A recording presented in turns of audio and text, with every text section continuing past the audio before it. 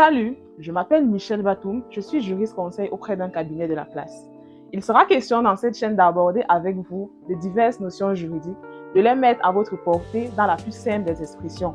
Par ailleurs, nous aborderons aussi ensemble la vie de nos plus grands tueurs en série, de différentes affaires classées, et nous ne manquerons pas bien sûr de porter notre regard sur l'actualité, et ce de manière juridique quand il nous en sera donné l'occasion.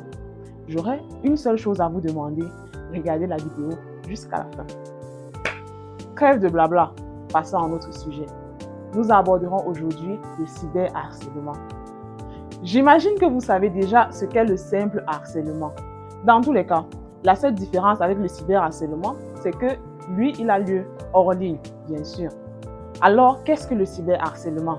Eh bien, oui. Certains esprits tordus ont vu que le harcèlement dans le monde physique n'est pas assez. Comme le monde évolue alors dans l'univers numérique, eh bien, les déviances font de même.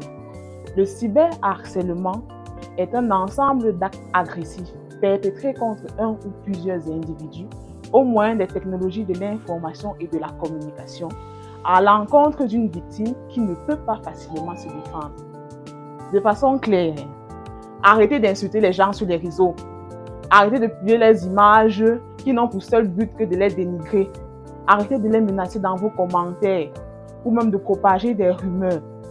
Et j'en passe. Vous me demanderez ce que vous risquez.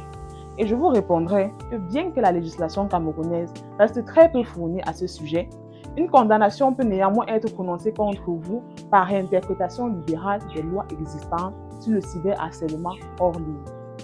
Donc, ne vous pensez pas hors d'atteinte derrière vos claviers là. Si vous n'êtes pas encore derrière les barreaux, c'est parce qu'on vous a seulement laissé. Et si la peur de la répression ne vous freine pas dans vos ardeurs, j'en appelle à votre cœur.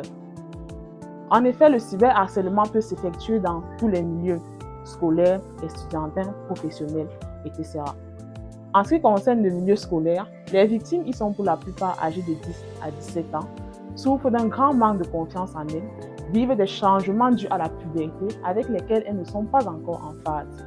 En clair, les personnes cherchent encore à se connaître, à se forger une personnalité. Il est donc facile pour le cyberharceleur à cet instant d'influer sur leur vie en sachant quel aspect de celle-ci tourner en dérision. Les auteurs de tels actes sont, dans 60% des cas, des personnes de leur entourage. On ne saurait justifier ces actions posées par des personnes instables, solitaires, en manque d'affection, victimes de maltraitance, ayant une perception trouble de la vie et n'arrivant qu'à prouver leur supériorité en rabaissant les autres. Et avec l'avènement du cyberespace, ces délinquants ont un plus grand terrain de chasse et un public plus large. L'anonymat, la diffusion instantanée, l'impunité caractérisant les médias sociaux, leur facilitant les choses. Il faut aussi savoir qu'ils ne sont pas les seuls participants. En effet, le harcèlement est un cercle infernal qui fait intervenir pas moins de 7 acteurs.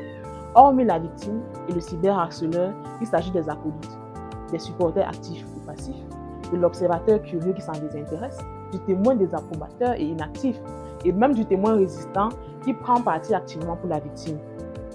Vous comprenez, nous sommes tous concernés par le cyberharcèlement. Agissons ensemble, chacun à son échelle, pour endiguer cette pandémie planétaire qui chaque jour fait de plus en plus de victimes. Ne nous disons pas « Ah, ça ne touche pas notre personne », car comme on dit au Cameroun, il pleut sur tous les toits. On ne sait donc jamais où le caillou va frapper l'oiseau. À nous les proches, sachons donner de l'estime à nos proches. Sachons favoriser l'acceptation de soi en eux. C'est l'occasion par excellence pour remercier tous mes proches qui ont su me donner confiance en moi, ce qui m'a permis d'être devant vous aujourd'hui. Cœur sur vous. Merci d'avoir regardé la vidéo jusqu'à la fin. C'était la consigne de départ. J'espère que vous avez apprécié. Nous nous retrouvons très prochainement pour une nouvelle vidéo. Bon, adieu.